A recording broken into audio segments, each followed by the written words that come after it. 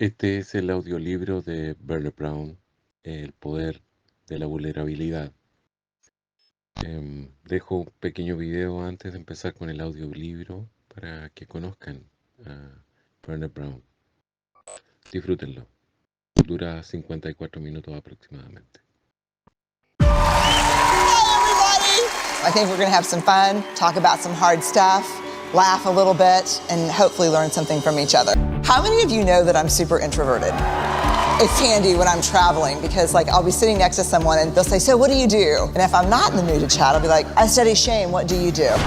They're just like, nah. How many of you want more love, intimacy, joy? True belonging doesn't require you to change who you are. It requires you to be who you are. You don't measure vulnerability by the amount of disclosure. Live tweeting your bikini wax, not vulnerability. I'm not gonna bullshit you. Vulnerability is hard and it's scary and it feels dangerous. But it's not as hard, scary, or dangerous as getting to the end of our lives and having to ask ourselves, what if I would have shown up?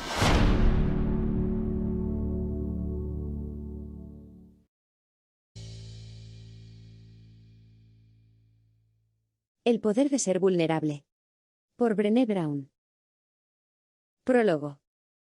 Theodore Roosevelt pronunció en 1910 en París unas palabras que resumen perfectamente lo que significa ser vulnerable, o lo que es lo mismo, ser valiente. Dijo así: no es el hombre crítico el que importa, ni el que se fija en los tropiezos del hombre fuerte, ni en qué ocasiones el autor de los hechos podía haberlo hecho mejor. El mérito es del hombre que está en el ruedo, con el rostro cubierto de polvo, sudor y sangre, del que lucha valientemente, del que yerra, del que fracasa una y otra vez, porque no hay intento sin error ni fallo, del que realmente se esfuerza por actuar, del que siente grandes entusiasmos, grandes devociones, del que se entrega a una causa digna, del que, en el mejor de los casos, acaba conociendo el triunfo inherente a un gran logro, y del que, en el peor de los casos, si fracasa, al menos habrá fracasado tras haberse atrevido a arriesgarse con todas sus fuerzas. Introducción. Mis aventuras en el ruedo. El desprecio hacia la vulnerabilidad era evidente en mi conversación con Diana, la terapeuta. Mirándola fijamente, le expresé mi frustración. Creía que al ser terapeuta, había visto casos peores y quería terminar con la terapia pronto. La incertidumbre y el miedo a ser herido o decepcionado eran insoportables para mí. Expuse mi dificultad con la vulnerabilidad, cómo sentía que dejaba de ser yo, y mi impulso por arreglar las cosas cuando me sentía vulnerable.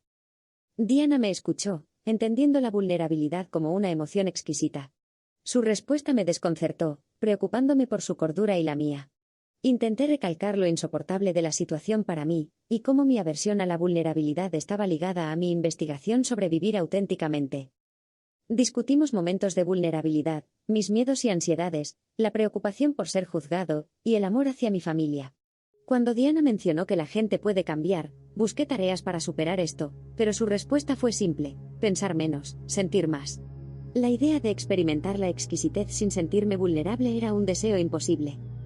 Entonces, compartí mi historia, mi lucha contra la vulnerabilidad desde mi niñez en una familia que enfatizaba bloquear las emociones.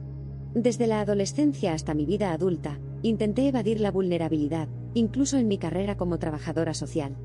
Sin embargo, descubrí que la conexión y la autenticidad eran esenciales en la vida. Mi investigación me llevó a comprender la vergüenza y la empatía. Descubrí 10 directrices para vivir auténticamente, pero me di cuenta de que, aunque entendía intelectualmente estas ideas, vivirlas era un reto. Descubrí que la vulnerabilidad era fundamental para la conexión genuina. Finalmente, mi charla en TED Houston sobre vulnerabilidad se convirtió en un fenómeno viral. Aunque me sentía incómoda, esa experiencia me llevó a escribir este libro. A través de mis charlas y encuentros con diferentes grupos, descubrí que el miedo, la desconexión y la necesidad de coraje eran temas universales. En el mundo empresarial, la vergüenza afecta la creatividad y la innovación, mientras que en la crianza, la presión por ser buenos padres es perjudicial. Mi libro busca transmitir la importancia de ser más que saber, de mostrarnos auténticamente. Mi viaje de lo exquisito a lo insoportable ha sido desafiante, pero cada paso ha valido la pena. Creo que entender nuestra cultura de nunca es suficiente es crucial para comenzar este viaje hacia la autenticidad. Capítulo 1. La escasez. Profundicemos en nuestra cultura del nunca es suficiente. Mi charla TED tuvo un tropiezo cuando dije que no puedes levantar una piedra sin encontrarte un narcisista. Ese día, frustrada por la mención del narcisismo, deslicé una respuesta poco afortunada que generó malentendidos. Las preocupaciones sobre el narcisismo son reales, especialmente con el auge de las redes sociales. Investigaciones han detectado tendencias narcisistas en la música y una creciente prevalencia del trastorno narcisista de la personalidad en Estados Unidos. La discusión sobre el narcisismo a menudo se llena de desprecio y crítica, pero la raíz de este comportamiento radica en la vergüenza, no en la curación mediante críticas. Diagnosticar y etiquetar puede exacerbar la vergüenza en lugar de curarla. Replantear el narcisismo desde la vulnerabilidad revela el temor a la vergüenza y la necesidad de sentirse extraordinario. La presión cultural hacia la perfección y la falta de conexión social alimentan este fenómeno. El narcisismo, en su núcleo, se relaciona con una cultura de la escasez, donde el nunca es suficiente impregna nuestras vidas. Esta mentalidad se origina en la vergüenza, la comparación constante y la desconexión social. El camino opuesto a la escasez no es la abundancia desmesurada, sino reconocer que suficiente es auténtico. Enfrentar la vulnerabilidad y sentirnos merecedores es clave para contrarrestar esta cultura de la escasez. Estamos cansados del miedo y deseamos valentía. Es hora de desafiar los mitos de la vulnerabilidad y permitir que el valor nos haga visibles. El abordaje del narcisismo y la escasez desde la visión de la vulnerabilidad ofrece una perspectiva transformadora, alejándonos de la culpa y la crítica para comprender las raíces profundas de estos comportamientos. Capítulo 2. Desterrar los mitos sobre la vulnerabilidad. Mito 1. La vulnerabilidad es debilidad. El mito arraigado que equipara la vulnerabilidad con la debilidad es el más engañoso y peligroso. Cuando pasamos la vida esquivando y protegiéndonos de la vulnerabilidad, rechazamos a aquellos que no disfrazan sus sentimientos. En lugar de valorar la valentía tras la vulnerabilidad, dejamos que el miedo y la incomodidad se conviertan en críticas. La vulnerabilidad no es buena ni mala, es la esencia de todas las emociones. Creer que es debilidad es creer que sentir es debilidad. Anular nuestras emociones por temor es alejarnos de lo que da sentido a la vida. Rechazamos la vulnerabilidad al asociarla con emociones oscuras como el miedo o la vergüenza. Sin embargo, es la fuente de amor, integración, dicha, valor y empatía. Aceptarla es crucial para encontrar propósito y espiritualidad. La vulnerabilidad se expresa de maneras diversas: compartir opiniones impopulares, iniciar un negocio, amar sin garantías, mostrar arte al mundo. Está presente en situaciones intensas y cotidianas, como la primera cita tras un divorcio o ayudar a un ser querido en momentos difíciles. ¿Debilidad? No. La vulnerabilidad suena a verdad y se siente como valor. Asumir riesgos, enfrentar la incertidumbre y exponerse emocionalmente no es debilidad, es valentía. La respuesta a ¿qué es la vulnerabilidad? Refleja miedo, liberación, libertad, miedo y valentía. Es estar desnudo, expuesto, vulnerable. Es parte esencial de la vida humana, aunque nos aterre. Revisar la definición y etimología revela que la vulnerabilidad no es debilidad, sino reconocer dónde somos sensibles. La psicología muestra que reconocerla es crucial para la salud y la toma de decisiones. Mi experiencia en TED mostró el temor a la vulnerabilidad. Aunque me asustaba, mostrarme auténtica fue lo más valioso. El público valoró la vulnerabilidad en otros, pero temían mostrarla. La vulnerabilidad es valor en los demás, pero se percibe como incompetencia en uno mismo. Mostrarse vulnerable no es un desfile de victoria, sino una apuesta por la vida. Asumir esa apuesta no es debilidad, es valentía ilimitada. Es arriesgarse, no siempre un éxito, pero siempre una lección de valentía. Mito 2. La vulnerabilidad no va conmigo. La vulnerabilidad nos atraviesa, aunque intentemos evitarla. Nuestras respuestas reflejan esa realidad: miedo, enojo, control. Asumir riesgos emocionales parece difícil, pero la vulnerabilidad persiste. No elegir también es una elección. La vida nos desafía constantemente. Mito 3. La vulnerabilidad es pasarse de la raya. La cultura actual suele cuestionar la exposición emocional, a menudo asociándola con el exceso de información personal en el ámbito público. ¿Qué pasa cuando las celebridades comparten detalles íntimos en las redes? La verdadera vulnerabilidad no se trata de desvelar todo, sino de compartir con quienes han ganado nuestro respeto y confianza. Implica reciprocidad y límites. No es exhibicionismo, es la apertura selectiva y cuidadosa a personas con conexiones sólidas. Compartir no implica desnudar el alma desde el primer encuentro. Requiere tiempo, construir relaciones, evaluar la confianza mutua. Es un proceso gradual basado en experiencias compartidas y respeto. La vulnerabilidad, sin límites, conduce a desconexiones y falta de compromiso. La confianza, crucial en este proceso, se construye lentamente, canica a canica. La confianza mutua lleva tiempo, es un viaje de recíproca apertura y construcción de relaciones. No hay fórmula mágica, confiar para ser vulnerable y ser vulnerable para confiar. Las traiciones de confianza, desde grandes mentiras hasta desconexiones sutiles, erosionan gradualmente la relación. La desconexión, la falta de preocupación y la falta de tiempo compartido son formas sutiles pero poderosas de traición que pueden llevar a rupturas emocionales. La confianza no se construye de la noche a la mañana, sino a través de pequeños momentos compartidos y el esfuerzo sostenido. La vulnerabilidad es esencial en este proceso, cada revelación cuidadosa y cada muestra de apertura contribuyen a este bote de canicas de confianza que va creciendo con el tiempo. Mito 4. Podemos hacerlo por nuestra cuenta. En nuestra cultura, la independencia es alabada, incluso al cultivar conexiones. Personalmente, admiro esa independencia, pero el viaje de la vulnerabilidad no se hace solo. Necesitamos apoyo, personas que nos animen y nos ayuden cuando caemos. A menudo, damos ayuda pero nos cuesta pedirla, especialmente al enfrentar nuestra vulnerabilidad. Recibir con el corazón abierto nos permite dar de la misma manera. Mi transformación comenzó cuando me permití ser vulnerable y pedir ayuda. Controlaba todo para evitar sentirme vulnerable, pero esa armadura resultaba agotadora e impedía que me conociera realmente. Recibí amor y apoyo, lo que me permitió arriesgarme más y aprender a amar mis vulnerabilidades. Acepté que quienes realmente importaban no estaban en las gradas, sino en el ruedo conmigo. Esta revelación cambió mi vida. Quiero crear un hogar donde la valentía y la vulnerabilidad sean bienvenidas, donde fracasemos juntos pero con valentía. Aprender a ser valiente y vulnerable es un viaje que a menudo comienza pidiendo ayuda. Capítulo 3. Comprender y combatir la vergüenza. El año pasado, tras finalizar una charla sobre la autenticidad en las familias, un hombre se acercó al estrado para agradecerme. Estrechamos las manos y sonreí mientras él luchaba contra las lágrimas. Confesó no querer estar allí, su esposa le obligó.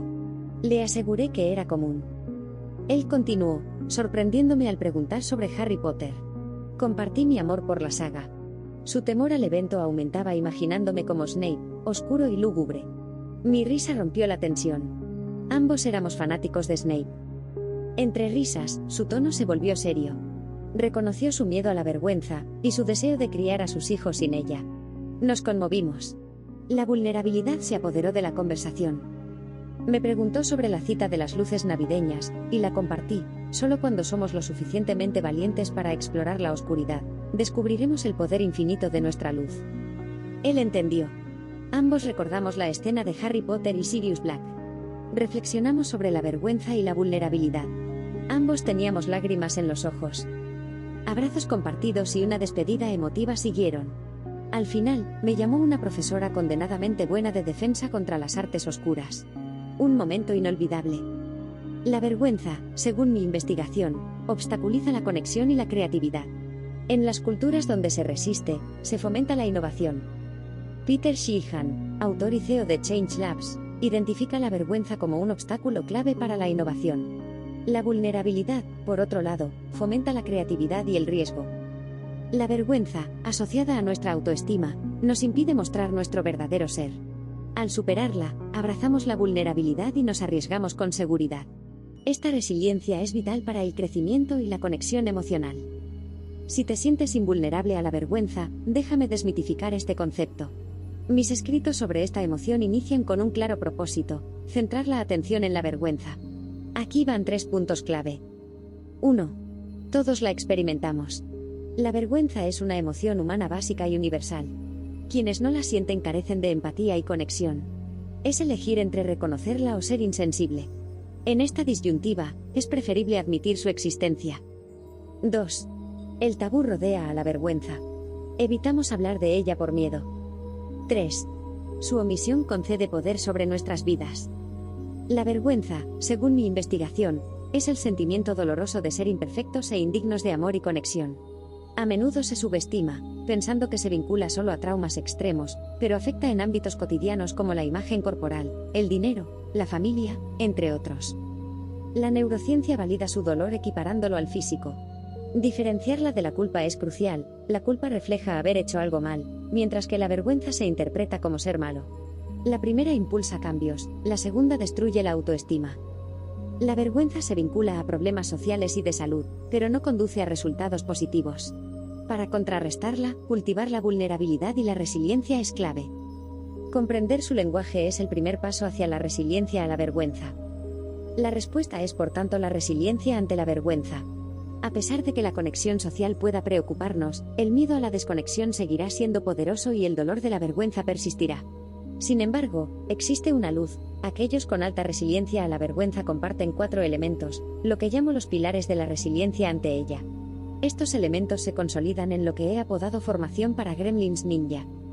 La resiliencia a la vergüenza implica ser auténtico, atravesarla sin perder valores y salir fortalecido, basándose en el paso de la vergüenza a la empatía, el antídoto real.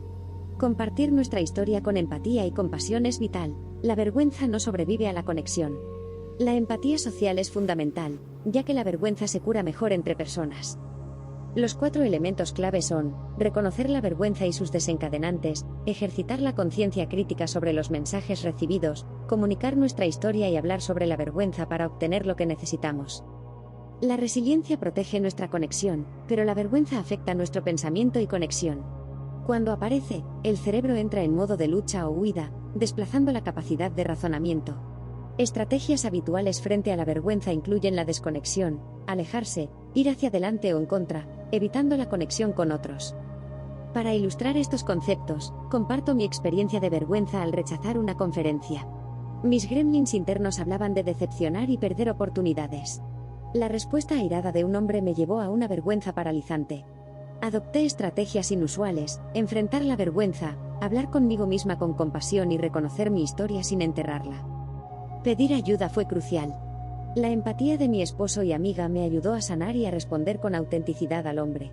La vergüenza se disipó al no estar sola, mostrando que la empatía es la clave para salir del agujero de la vergüenza. Ocultar la vergüenza la alimenta, mientras que compartirla tiene efectos terapéuticos comprobados. Escribir sobre experiencias vergonzosas puede mejorar la salud física y mental. Cultivar la resiliencia a la vergüenza lleva tiempo y coraje para abrirnos y hablar de lo difícil. Iniciar conversaciones sobre vergüenza es esencial. No necesitas ser un experto, simplemente, comparte lo que aprendes. La resiliencia a la vergüenza transforma vidas, y lo que he aprendido sobre hombres y vergüenza ha sido revelador. La experiencia de la vergüenza difiere entre hombres y mujeres, lo que exploré durante los primeros años de mi estudio, inicialmente enfocándome en entrevistar solo a mujeres. Esta elección, en parte, se debió a mi preocupación por perder matices importantes al combinar los datos de ambos géneros. Sin embargo, un encuentro impactante abrió mi comprensión hacia la vergüenza masculina. Un hombre, al final de una charla, se acercó para hablar sobre la vergüenza masculina.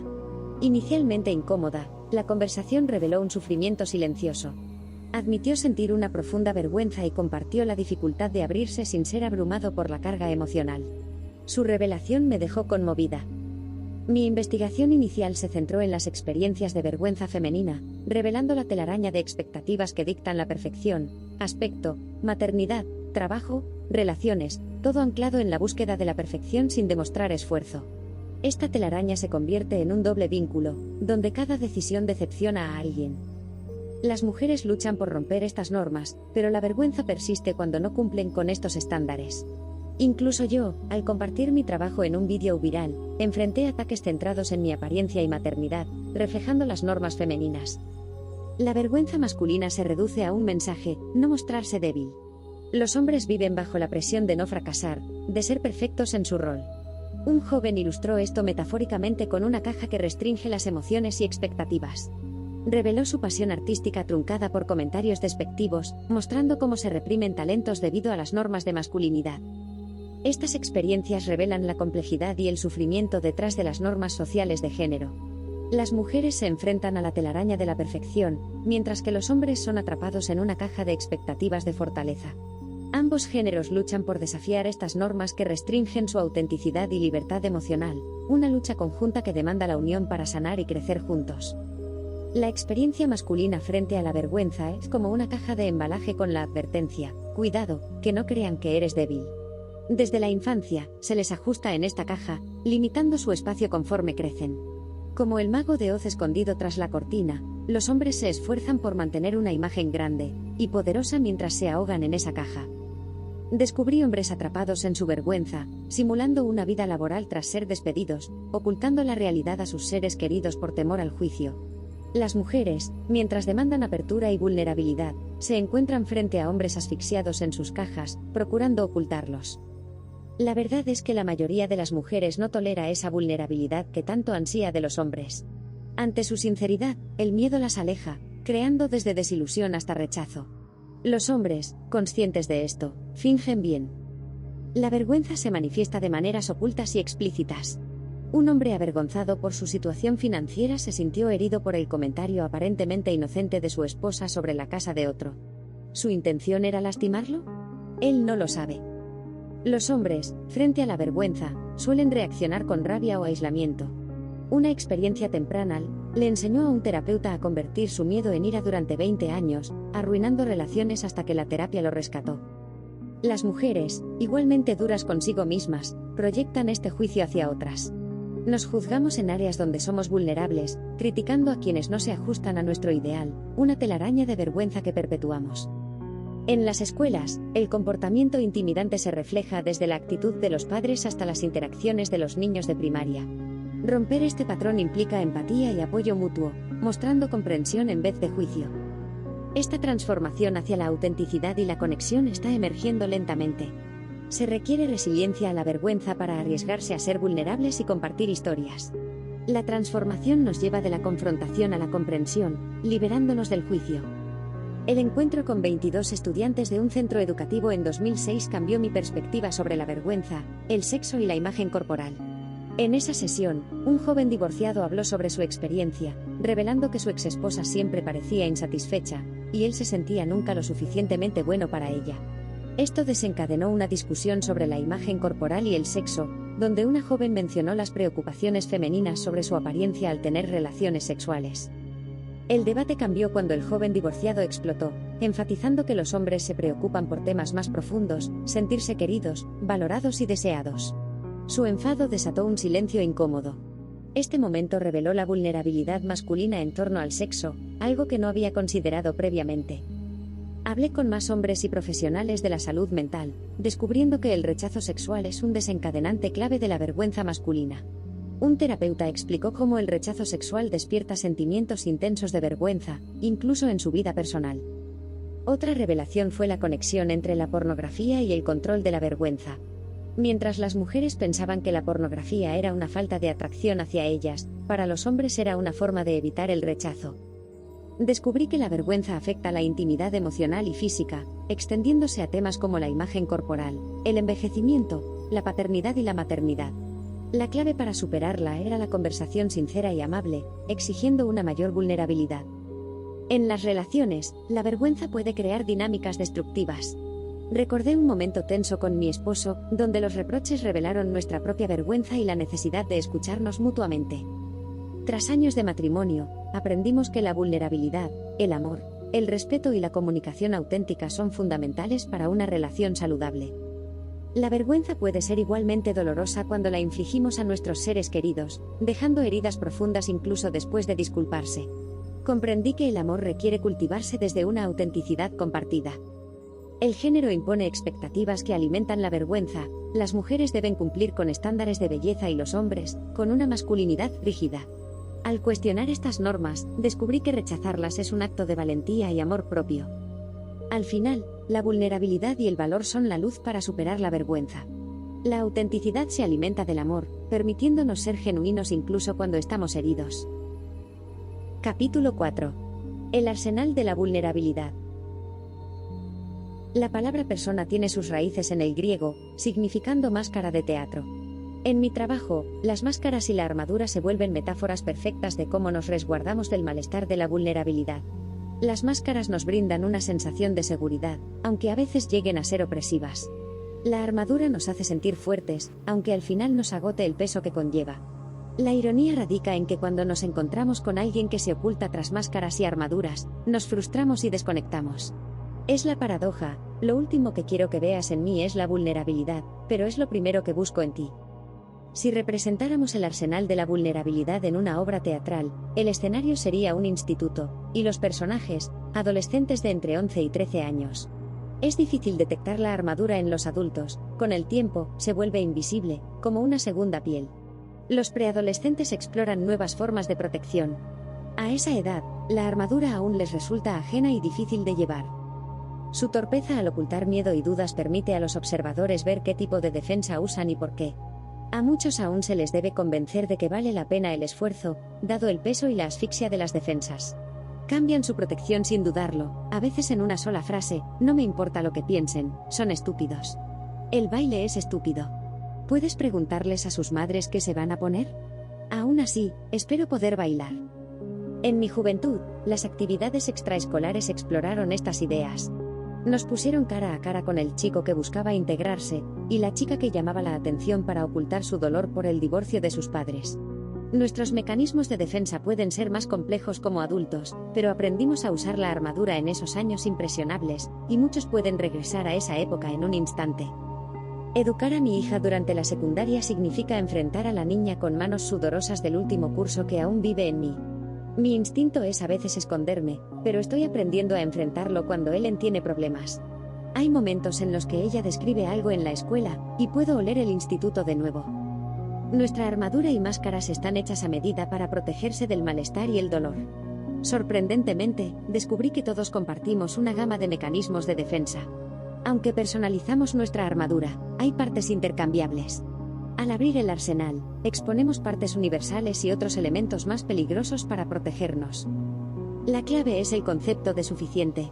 Creer que somos suficientes abre la puerta para quitarnos las máscaras y la armadura.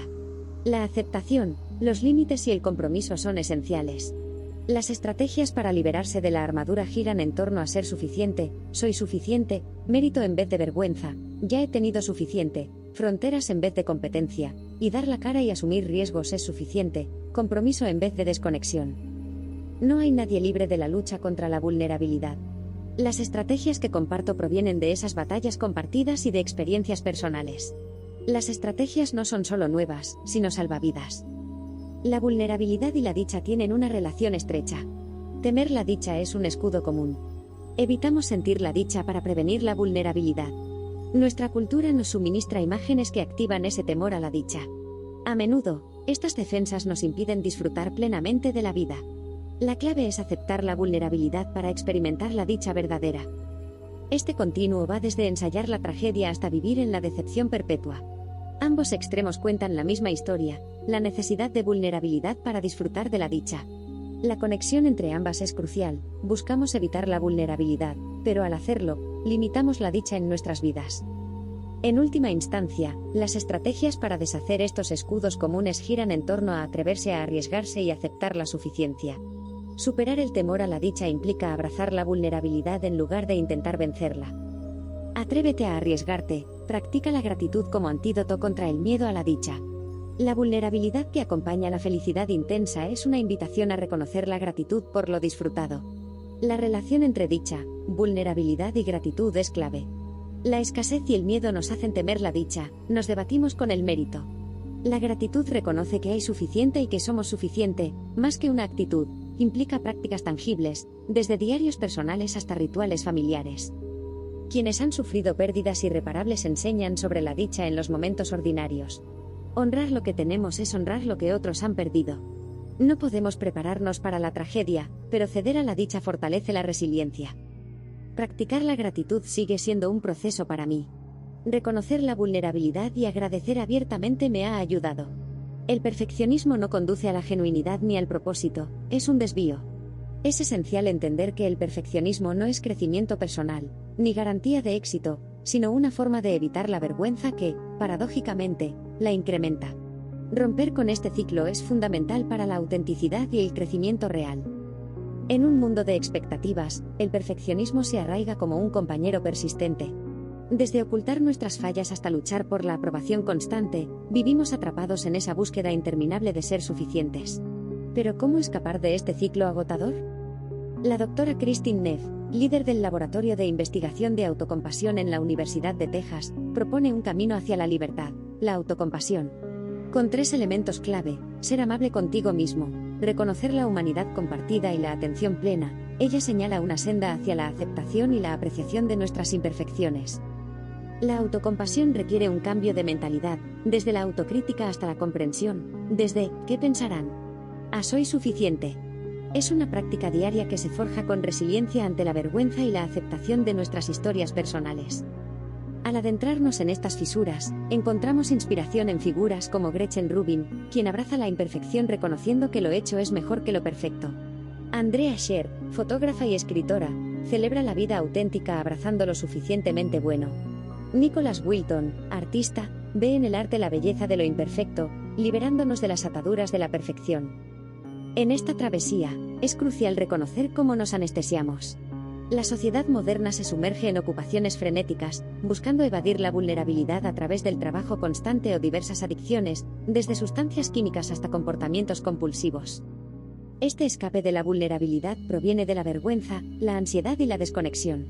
El dolor de sentirse desconectado se convierte en aislamiento, una espiral que, alimentada por la vergüenza, nos lleva a buscar cualquier forma de evasión, desde adicciones químicas hasta comportamientos extremos.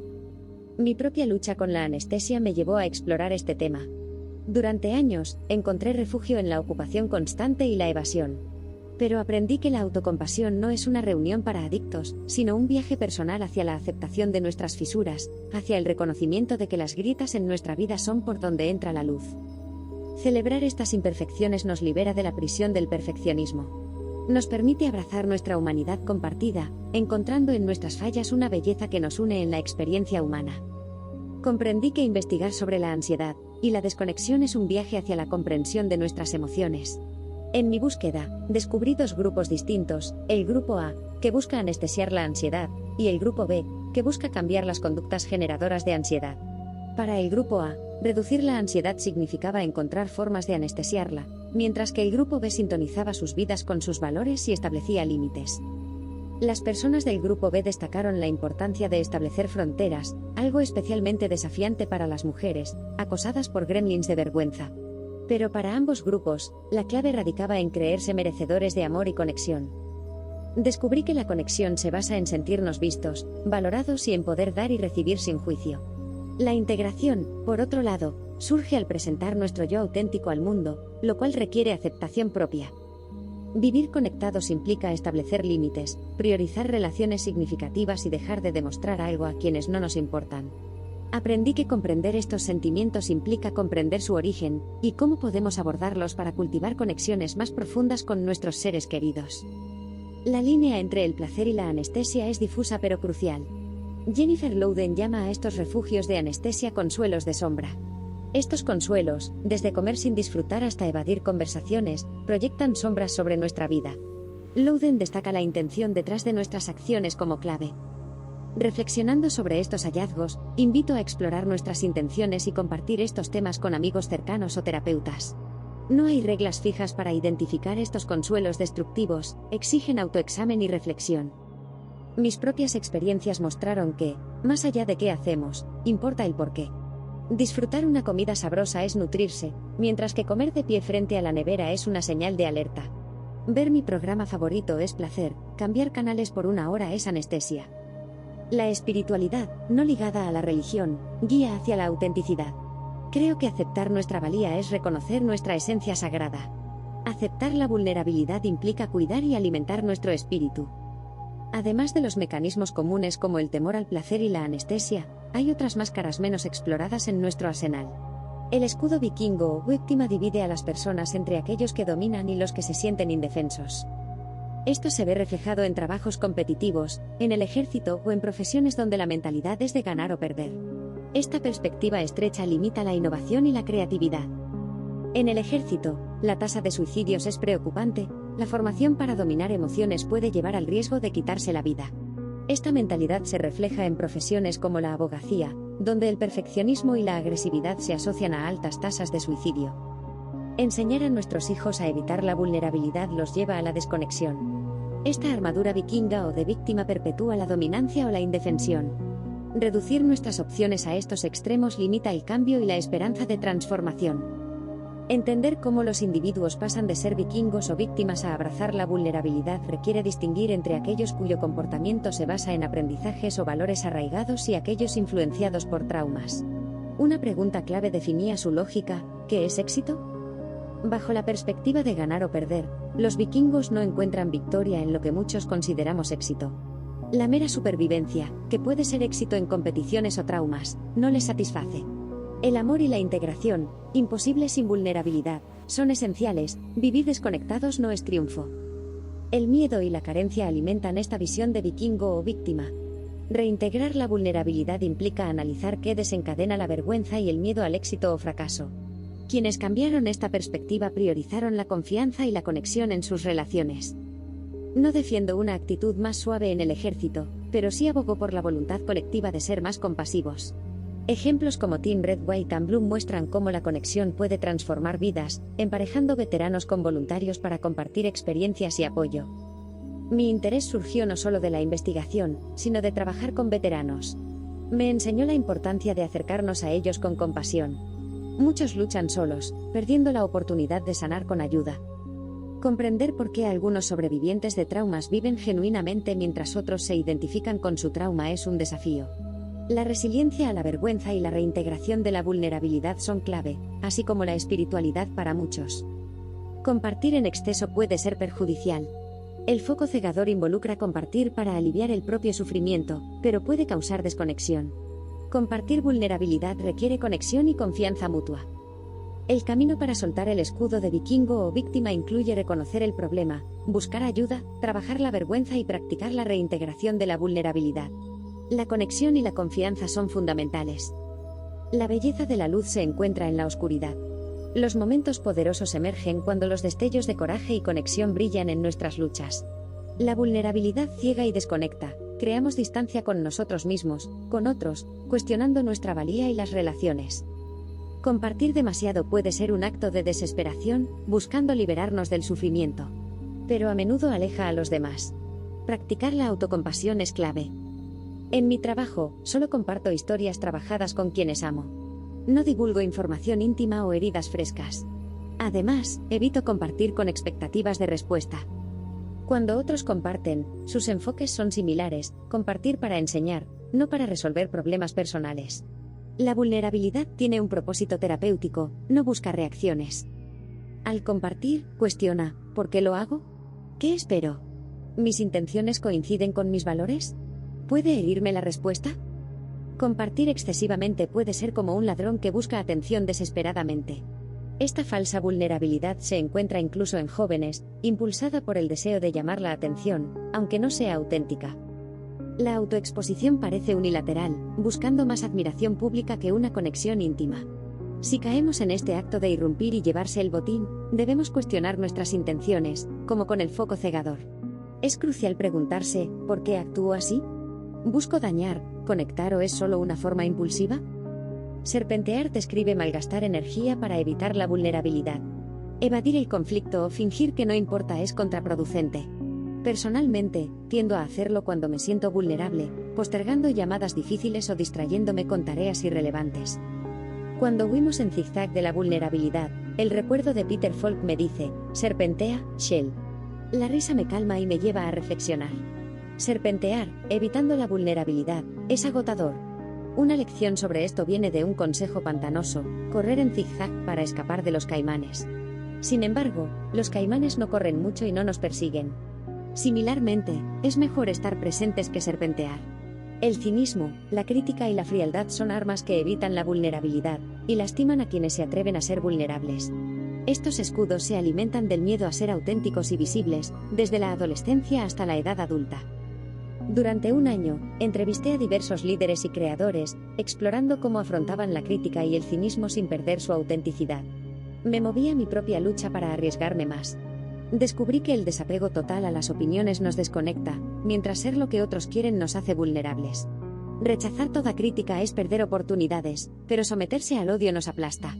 La resiliencia a la vergüenza es clave, apoyada por la evaluación honesta de amigos cercanos. Superar la crítica hiriente requiere comprenderse, hablar con confianza y pedir apoyo.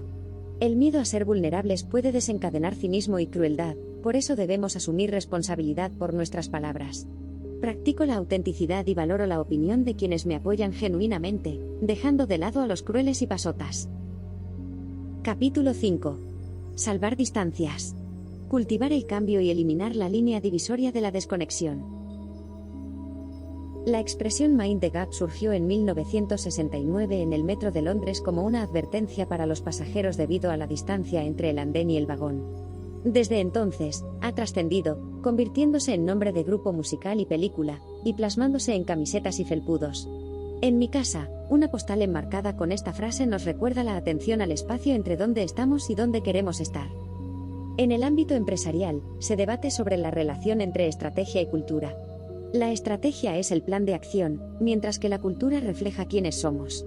La definición de Terence Deal y Alan Kennedy resalta que la cultura es cómo hacemos las cosas aquí. Esta discusión sobre cuál es más importante, estrategia o cultura, persiste entre líderes. Abordar estas cuestiones revela cómo la desconexión genera problemas en familias, instituciones y comunidades. La distancia entre nuestros valores practicados y los aspiracionales resulta en una división de desconexión. Ejemplos familiares ilustran estas discrepancias, mostrando cómo la práctica de los valores impacta las interacciones. Es esencial reconocer que la desconexión, fuente de muchos problemas, nace de no poseer aquello que queremos dar. La discrepancia entre lo que predicamos y practicamos crea esa división. Ejemplos de conexión emocional y valores compartidos en familias evidencian la importancia de vivir según nuestros valores. La estrategia para superar esta distancia implica prestar atención a ese espacio entre el presente y el objetivo futuro. Practicar los valores esenciales en nuestra cultura requiere enfrentar nuestra vulnerabilidad y cultivar la resiliencia. No se trata de ser perfectos, sino de estar comprometidos con nuestros valores, aunque los desafíos nos acechen. Enfrentar esta desconexión es crucial para la transformación de familias, escuelas y comunidades. Capítulo 6. Compromiso negativo. Atrévete a rehumanizar la educación y el trabajo. Según mi visión, un líder es aquel capaz de descubrir el potencial en las personas y procesos, independientemente de la posición, estatus o cantidad de subordinados. Este capítulo va dirigido a todos, padres, profesores, voluntarios, altos ejecutivos y a cualquier persona dispuesta a arriesgarse y liderar. En 2010, tuve un encuentro con ejecutivos de Silicon Valley, incluyendo a Kevin Surace, CEO de Sirius Materials. Kevin iba a hablar sobre la innovación negativa. Antes de su discurso, le pregunté sobre el mayor impedimento para la creatividad e innovación. Su respuesta reflejó el miedo a ser ridiculizado por ideas excéntricas o errores. Este miedo inhibe la creatividad y la evolución. En otra ocasión, al hablar con estudiantes de secundaria sobre cómo aprenden, una alumna expresó cómo el miedo al ridículo limitaba su participación en clase. Esto resonó con la conversación con Kevin. Nuestra incapacidad para manejar la incertidumbre sofoca la innovación, anhelamos garantías. Como investigadora de la vergüenza y la vulnerabilidad, percibí cómo estas afectan a la educación y el trabajo. Directivos y docentes son líderes, fundamentales para la creatividad e innovación. Rehumanizar la educación y el trabajo implica abordar la escasez, aceptar la vulnerabilidad y combatir la vergüenza. La vergüenza, enraizada en el miedo, frena la creatividad, la productividad y la confianza. Identificarla en una cultura implica observar conductas como culpar, cotillear o utilizar la vergüenza como instrumento de dirección.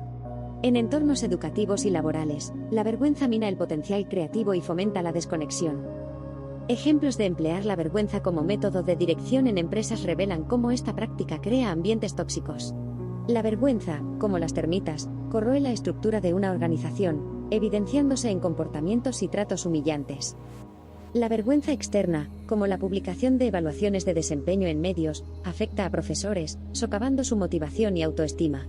Es esencial enfrentar estas prácticas y defender la dignidad profesional. La vergüenza y la culpa son dos lados de la misma moneda cuando se trata de señalar responsabilidades. Jung Tangney y Rhonda Deering explican que en entornos basados en la vergüenza, la culpa se asigna cuidadosamente a alguien más para evitarla. Este ciclo de culpas y vergüenzas desencadena heridas emocionales, negación y conflictos. Culpar es un intento de aliviar el malestar, pero suele ser poco productivo y, a menudo, hiriente.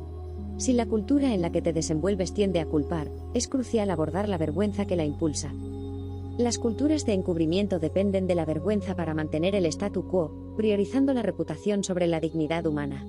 Por el contrario, entornos que valoran el respeto, la empatía y la responsabilidad no se manejan desde el miedo ni utilizan la vergüenza como herramienta de control. La construcción de instituciones resistentes a la vergüenza involucra respaldar líderes dispuestos a asumir riesgos, normalizar conversaciones sobre la vergüenza, identificar su presencia en la organización, y capacitar a todos en la diferenciación entre culpa y vergüenza, promoviendo un feedback constructivo. La creación de una cultura de feedback auténtico es esencial en cualquier entorno, ya sea corporativo, educativo o familiar. La incomodidad inherente al proceso de aprendizaje y crecimiento debe normalizarse, permitiendo que las personas acepten el malestar como parte de su desarrollo personal. Adoptar una perspectiva de las aptitudes al dar feedback implica analizar tanto las debilidades como las fortalezas, reconociendo que estas últimas pueden ser recursos para abordar los desafíos. La vulnerabilidad es clave en el proceso de feedback. Protegerse de ella, tanto al dar como al recibir feedback, limita el crecimiento y la comprensión mutua. Abordar la vulnerabilidad implica aceptarla como parte del proceso y estar dispuesto a exponerse a la incertidumbre y las emociones. Evitar el feedback sincero por miedo o rechazo a la incomodidad obstaculiza el desarrollo tanto personal como organizacional.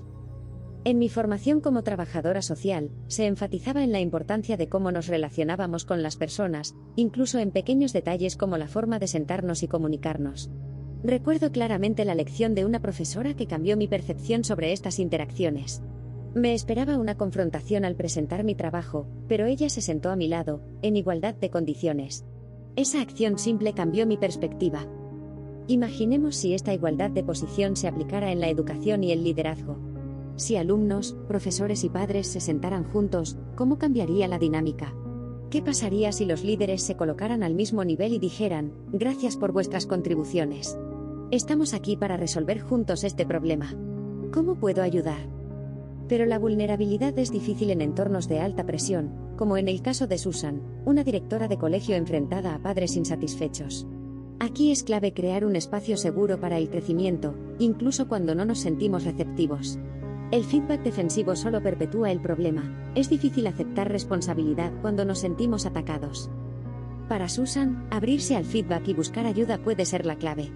Incluso problemas aparentemente simples pueden desencadenar fuertes reacciones emocionales.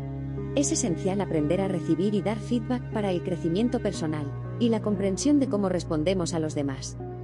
La vulnerabilidad también es crucial en el mundo empresarial. Incluso en roles de ventas, admitir la falta de conocimiento sin excusas es poderoso. Emprendedores exitosos como Guy Gaddis y líderes corporativos como Christine Day han abrazado la vulnerabilidad para fomentar la creatividad, la innovación y la confianza en sus organizaciones. En última instancia, aceptar la vulnerabilidad implica un cambio de poder y una transformación personal. Para líderes y educadores, ser receptivos al feedback y crear espacios seguros para la vulnerabilidad es fundamental para el crecimiento y el desarrollo, tanto personal como profesional. Capítulo 7. Crianza genuina. Atrevámonos a ser los adultos que queremos que sean nuestros hijos. Las aspiraciones de los padres para criar hijos exitosos y felices a menudo se convierten en una búsqueda de métodos infalibles que garanticen el bienestar y el éxito futuro de los niños. La incertidumbre inherente a la crianza genera ansiedad y miedo, llevándonos a buscar reglas y estrategias definitivas para criar a nuestros hijos de la manera correcta. Sin embargo, esta búsqueda de seguridad en la crianza puede ser peligrosa. Al aferrarnos a un método específico, nos volvemos intolerantes y críticos hacia otras formas de crianza. Nos obsesionamos con nuestras elecciones, buscando confirmación de que nuestra manera de criar es la mejor. La crianza está plagada de vergüenza y juicios porque la mayoría de nosotros navegamos por la incertidumbre y dudas personales al criar a nuestros hijos. Nuestra propia inseguridad nos lleva a veces a criticar a otros padres para reafirmar nuestras propias decisiones. La realidad es que no existe una fórmula perfecta para criar hijos. Las discusiones sobre técnicas de crianza, desde el enfoque de crianza con apego hasta las críticas hacia estilos como el de las mamás tigre o los padres helicóptero, nos alejan de una verdad crucial: nuestra forma de ser y comprometernos con el mundo influye más en la crianza que cualquier método específico. La crianza despierta en nosotros la necesidad de ser auténticos y vulnerables. No se trata de adoptar actitudes de superioridad, sino de aceptar nuestras dudas y ser auténticos en el viaje de la crianza. El objetivo no es ser perfectos, sino criar hijos que se comprometan con el mundo con autoestima, acepten sus imperfecciones, valoren el esfuerzo y la autenticidad, y sean resilientes en un mundo cambiante. Como padres, debemos reconocer que no podemos dar a nuestros hijos lo que no tenemos. Debemos ser ejemplos de autenticidad, honrar nuestro propio viaje hacia la genuinidad, y criar desde un lugar de suficiencia en lugar de escasez. En cuanto al mérito, es importante entender que no tiene requisitos previos. Frecuentemente, cargamos con prerequisitos internalizados, como logros o aceptación externa, que afectan nuestra percepción del mérito. Nuestro objetivo es enseñar a nuestros hijos a creer en su propio mérito, independientemente de estos prerequisitos. El perfeccionismo y los prerequisitos son fuentes de vergüenza. Debemos esforzarnos por no transmitir estas presiones a nuestros hijos. En su lugar, centrarnos en diferenciar la vergüenza de la culpa, permitiendo que nuestros hijos entiendan y hablen de estos sentimientos para fomentar la resiliencia. La vergüenza puede ser traumática para los niños y adultos. Aunque no podamos evitar por completo que la experimenten, podemos ayudarles a procesarla, diferenciarla de la culpa y cultivar la resiliencia al hablar abiertamente sobre ella. Finalmente, debemos ofrecer a nuestros hijos un álbum de experiencias equilibrado, donde la vergüenza no sea el foco principal. Nuestro objetivo es criar hijos con una autoestima fuerte y una resiliencia a la vergüenza que les permita afrontar los desafíos de la vida. Educar a nuestros hijos implica ser modelos de autenticidad, reconocer y superar nuestros propios desafíos emocionales y criar desde un lugar de amor, aceptación y conexión genuina. El debate sobre los valores en la crianza muestra heridas y vergüenzas profundas. Las conversaciones acaloradas y los blogs repletos de críticas reflejan una realidad dolorosa. Los padres, especialmente las madres, adoptan conductas que antes condenaban. Insultan, humillan e intimidan, lo cual va en contra del supuesto cuidado por el bienestar de los hijos. Estas conductas excluyentes generan división y alejamiento de los valores. La clave está en tomar decisiones coherentes con nuestros valores y apoyar a otros padres que hacen lo mismo. Juzgar y atacar solo perpetúa una dinámica dañina. No obstante, esto no significa ser indiferentes ante el maltrato. Si hay abuso, debe abordarse, pero usar términos como abuso o abandono para etiquetar decisiones diferentes es contraproducente. Me he liberado de la dicotomía entre ser una buena o mala madre. La crianza no se trata de encajar en definiciones preestablecidas, sino de compromiso, reflexión y apertura al aprendizaje. Existen múltiples formas válidas de ser padres comprometidos, incluso si difieren de mis propias elecciones. Integrar a nuestros hijos no implica que encajen, sino que se sientan aceptados por ser quienes son. Mis experiencias personales y la comprensión de la integración versus el encaje me han llevado a valorar más la aceptación incondicional en la familia. Recuerdo el caso de Ellen, quien se sintió excluida en el colegio. Compartir experiencias similares nos unió profundamente, y demostró la importancia de sentirnos integrados en casa. Los momentos de imperfección son valiosos para enseñar y aprender, permitiendo a los niños acercarse a nosotros y viceversa. La historia de Susan revela cómo la vergüenza y las críticas afectan incluso a los niños. El compromiso en la crianza significa dedicar tiempo, comprender a los hijos y compartir experiencias, incluso admitiendo errores y corrigiéndolos juntos. El sacrificio en la crianza es sagrado, implica dedicar tiempo, atención y amor incondicional a pesar de nuestras limitaciones. Cada padre comprometido, desde diferentes perspectivas y valores, crea algo sagrado al educar a sus hijos, independientemente de la imperfección inherente en el proceso. El valor de la vulnerabilidad radica en la crianza auténtica. Al dispersar mis apuntes sobre la mesa, me sumergí en la inquietud de qué experiencias hacen sentir más vulnerables a los padres, y cuál es el acto de coraje supremo al educar a hijos genuinos. La respuesta, clara en mis notas, yace en dejar que los hijos enfrenten la adversidad. La preocupación actual radica en nuestra constante intervención. Rescatamos, protegemos, pero criticamos la falta de resiliencia en los niños. Ironía, son los mismos padres que intervienen los que se quejan. No es que los hijos no puedan enfrentar desafíos, somos nosotros, incapaces de soportar incertidumbres y exposiciones emocionales. Mi perspectiva cambió. Ahora veo el rescate como peligroso. La esperanza se nutre de la lucha. Quiero para mis hijos una dosis gigante de esperanza, descubriendo que la adversidad, la tenacidad y la incomodidad forman la genuinidad. La clave, la esperanza se aprende. La investigación de C.R. Snyder redefine la esperanza como un proceso cognitivo, una trilogía de metas, caminos y acciones. La esperanza es el plan B, una combinación de objetivos realistas, perseverancia y autoconfianza. Lo asombroso, se puede enseñar esperanza. Una experiencia con mi hija Ellen cambió mi enfoque. Su enfrentamiento con Nadar la Braza reveló una oportunidad, redefinir el éxito, reforzando la valentía de presentarse. El acto más valiente es aparecer. La crianza implica apartarse, dejar experimentar, permitir el fracaso. Este manifiesto sobre la crianza, mi referencia vital, abraza la autenticidad sobre los logros. Es un faro cuando la vulnerabilidad o el miedo se apoderan de mí. Aprendí que nuestra forma de ser y comprometernos con el mundo define la crianza más que cualquier conocimiento sobre ello. Últimas reflexiones. El mérito no reside en el crítico, sino en el luchador cubierto de polvo y sudor, que falla, se esfuerza y arriesga.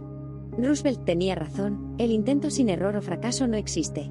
Me enfrenté a comentarios maliciosos y dudé, hasta que un joven se atrevió a decir te amo inspirado por mis charlas, aunque su intento no triunfó. Su valentía me impactó. En un mundo de escasez y vergüenza, la vulnerabilidad es subversiva, peligrosa, pero esencial. Mirando hacia atrás, admito, es más doloroso ver mi vida pasar sin haberme mostrado. Así que, Roosevelt, acierto total. No hay triunfo sin vulnerabilidad. Ahora, aunque me golpeen, solo pienso. Bien hecho.